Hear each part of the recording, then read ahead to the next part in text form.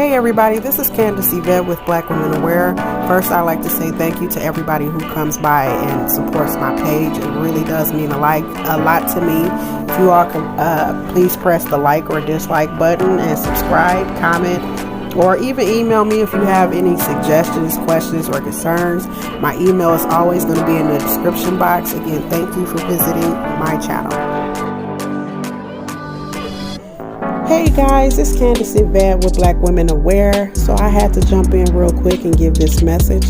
First, I'd like to say thank you. Thank you for visiting my page. Thank you for showing support and being concerned about the injustices that Black women and children face every day in the United States. I really do appreciate your support. You don't know how much that means to me, especially because I myself am a Black woman. I'd also like to put this quick disclaimer out there.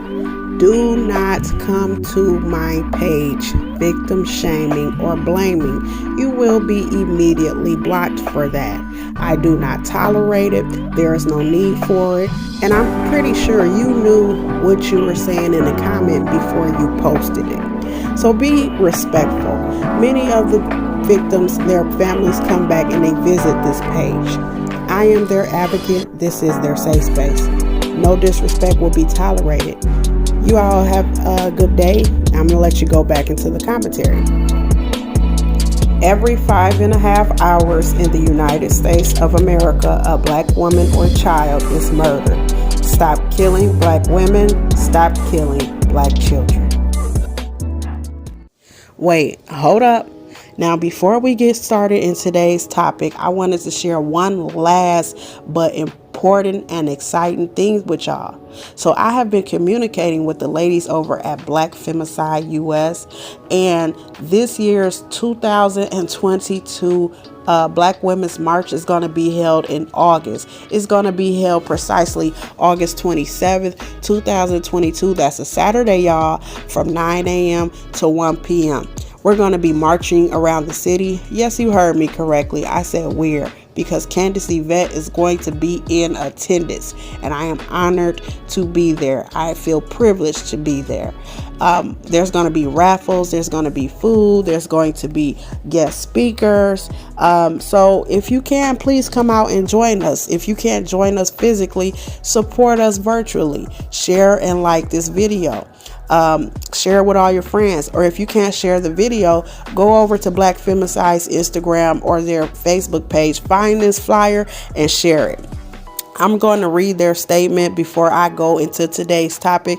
It's one that, even though they wrote, I agree with it as well. So it says, we're going to be marching for the liberation of Black women and girls. We march to bring awareness to the issues that Black women and girls face uniquely and disproportionately. We march to honor Black women and girls and to discuss our plan of action on our future in this country that directly ties to our liberation. Beautiful statement. So I hope you guys can come out and join us. Again, the date is August 27th of 2022. The place is Washington, D.C. We're going to be meeting at the Washington Monument, okay? Washington Monument. So if you can be there, be there. If you need more information, just email me or send Black Femicide US a DM. All right, now it's time to go into our topic. Hey, what's up, everybody? This is Candace Yvette, and I am back with another case. This one coming to us out of the Jacksonville, Florida area, and it is concerning a mother who was a victim back in 2015 of prior abuse. She was in a very brutal situation where she was attacked with a knife, okay?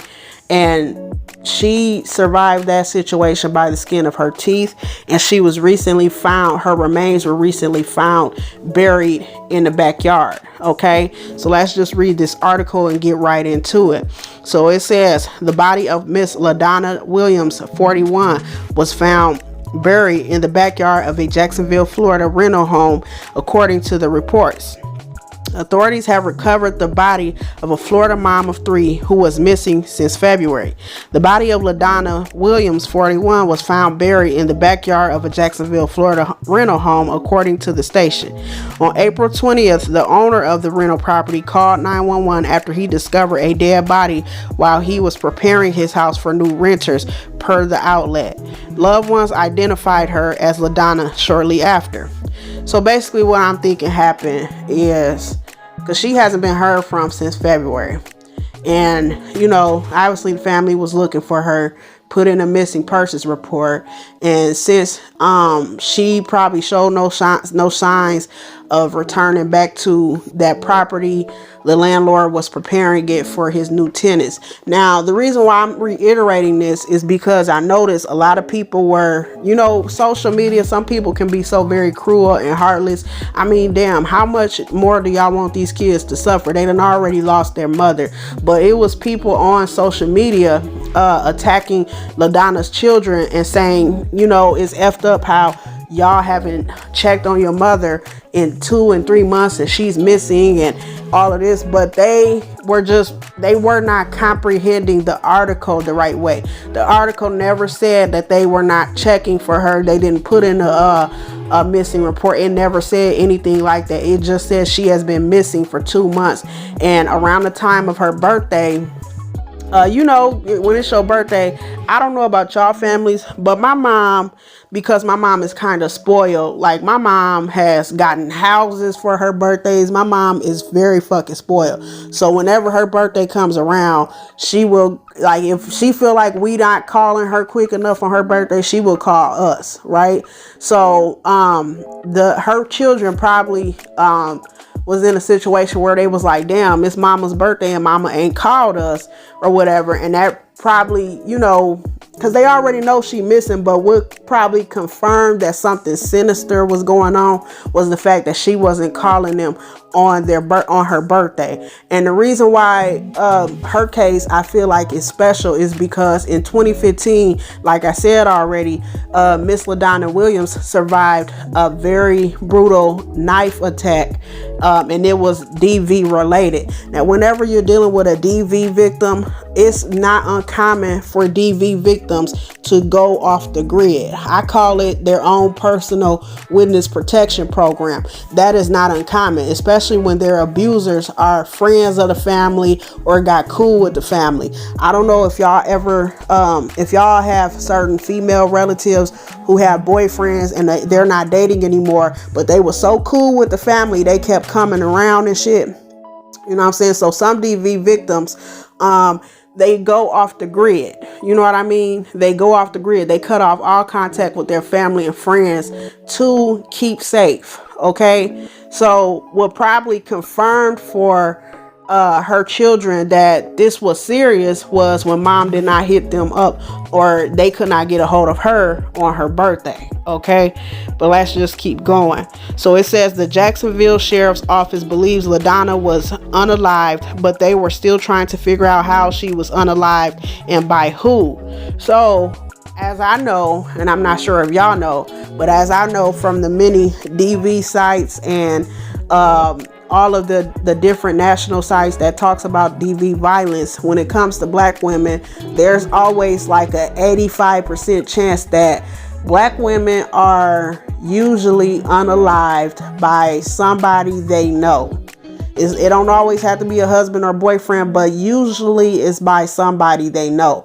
That other 15% is very far few and in between, and it's just something random. They were just picked off by people they didn't know, but they're usually unalived by people they do know. It's usually with a gun. The first way that they go to unalive black women is usually with a firearm or a gun, or the second way is strangulation. Okay.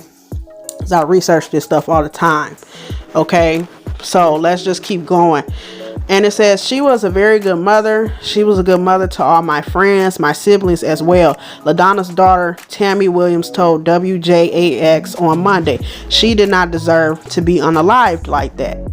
WJXT-TV had previously spoken to Ladonna in 2015 after she and her son reportedly survived a domestic knife attack. I wasn't sure who was going to live and who wasn't, is what she told the station at that time. I feel like my son put his life on the line for me, and he very well could have lost his life. So that statement, and me being a DV survivor myself, if this woman did, you know what I'm saying, go off the grid into what I like to call her own personal witness protection or whatever, it's highly possible that she did it not only to protect herself and protect her children or whatever, but y'all see what she's saying. Like, she said, I feel like my son put his life on the line for me, and he very well could have lost his life. So she basically didn't even say anything about herself. Her concern was for her children. Her concern was not for herself, it was for her children. And anybody who has that mindset and they're thinking, let me keep my children safe, and like, let's say for example, the guy or whoever attacked her in that DV situation back in 2015, because y'all gotta understand, DV situations don't only deal with husbands and boyfriends. A domestic situation, it could be your brother attacking you, it could be whoever, right? The article doesn't specify that it was a significant other, right? So, you know, usually when it's a situation and somebody done tried to unalive you or whatever, they not playing with you. They're not playing with you. And then like this mother and her, you know, not showing concern for herself, but more for her son, that showed me that if she did go missing, you know what I'm saying? If she did go missing on her own accord, she mainly did it to protect her children. She mainly, like, because sometimes when you're in a DV situation and it's life or death, you will go off the grid. You will, like, separate yourself. You'll cut off contact off with your friends and family, because you know that person who is so dangerous and who is looking for you, they don't really care about the well-being of others, and they will hurt others to get to you. You see what I'm saying? So if she did go off the grid, you know, that could have been a possibility as to why. But I'm thinking, you know, whoever found her just found her and unalived her, and she's probably been buried that whole time in her backyard. We won't really know until they come back with like an autopsy report, because the good thing about autopsies is, and the level of decomposition, they can tell, they can break it down like into a time frame of when the last person took their last breath, obviously how they died and all of that. So we won't know until the autopsy comes back. And this article at this time, it doesn't really specify whether they are going to do an autopsy. I feel like they will, because it is a homicide, but the article just doesn't say so. Okay. And this last part of it is talking about basically how the family has a GoFundMe up for her. And at the time of this article, the GoFundMe was at $560. They are looking to raise $9,000, and it is probably to get funeral arrangements going for Miss Ladonna Williams. And let me just say this, okay? And I don't mean no disrespect to the family of Ladonna Williams. This ain't even really about her. This is more of a general statement. I'm gonna need everybody out there to get life insurance, okay? And I'm not talking about just so that your kids is covered and that you don't have a GoFundMe. It ain't really about that. Yeah, that's part of it, but it's not really about that. The main reason why you want to get life insurance is insurance companies they have some of the best lawyers. You know what I'm saying? During the Great Depression, insurance companies were the only motherfuckers who was sitting around, and they weren't worried because they was the only motherfuckers who still had money. They didn't go bankrupt. They didn't go none of that, right? And I don't care what kind of insurance it is, whether it's renter's insurance, homeowner's insurance, car insurance, hell, insurance on your cell phone. One thing that all insurance companies have in common is they don't like paying out settlements, okay? They don't like paying out settlements. You know what I'm saying? Hurricane Katrina, when that happened, you know what I'm saying?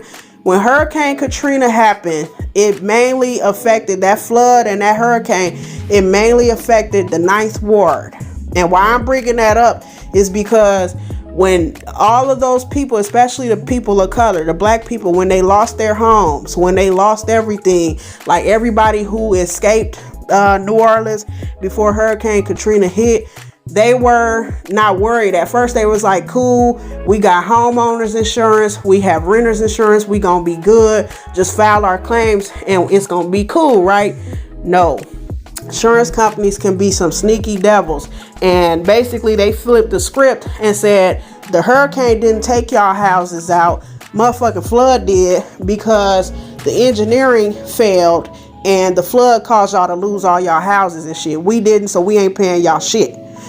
Okay, why am I bringing this up, you ask? Because it proves what I said before. Insurance companies don't like paying big settlements. When you get life insurance and you're their policy holder and something happens to you and you pay and you pass away, and it's something like this, you know what I'm saying, where somebody has unalived you, and like, let's say, for example, all the women in the black community get life insurance, you know what I'm saying?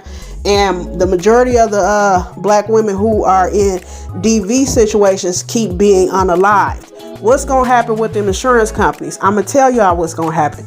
Them lawyers going to get so pissed off that they going to go to the police departments. They're going to go to the lawmakers, the politicians, and they going to say, I don't give a fuck what y'all do, but this has got to stop. I don't care what y'all do, but we have to find a way where we can slow this down and stop it. Okay, that's why I'm really encouraging y'all to get life insurance. And hell, black men, even though most of y'all ain't even welcome on my channel because y'all can be so disrespectful, but I know y'all listening, you know, y'all need to get life insurance too, because y'all out here killing each other. But when the police do get y'all, like the same situation will follow. These insurance companies will get so mad that they'll say, hey, something needs to be changed. We losing too much money. Our stockholders are hurting. This has to change. It can't keep happening. I don't give a damn what y'all got to do, what law y'all have to create, what organization, what task force, but something needs to be done, because we can't keep losing money paying out all these big ass insurance policies, and these people keep dying. And part of it is because y'all don't want to go in these neighborhoods and do something about the drug activity, the gang activity. Y'all don't want to give these people jobs. Y'all don't want to, you see what I'm saying? Something will happen. It'll be like a domino effect. If everybody was to get insurance, you get a $600 policy, you know, $600 a year policy, and get a payout of like what? I believe $250,000 for you and your kids. So that way, if something happened to you, those children don't have to grieve and go through such a traumatic situation on top of trying to bury you. You know what I'm saying? Not only are they having to grieve because your death was unexpected, but they're having to find ways to bury you on top of it. That is not an easy situation for nobody to deal with, y'all. And like I said, I'm really not talking about Ladonna. I'm talking about, you know, us in general. We should not leave our babies in that situation. You know what I mean? We shouldn't do that. But the main reason for bringing that up is, I'm telling y'all, life insurance companies have some of the best lawyers. They will fight that shit tooth and nail. And all this crime and everything that you're seeing, yeah, it falls on black men, because black men are the main ones out here committing the robberies, the gang activity, all that stuff in the black community. But I'm telling y'all what I know. Those life insurance lawyers, they will put a stop to that shit fast, not slow.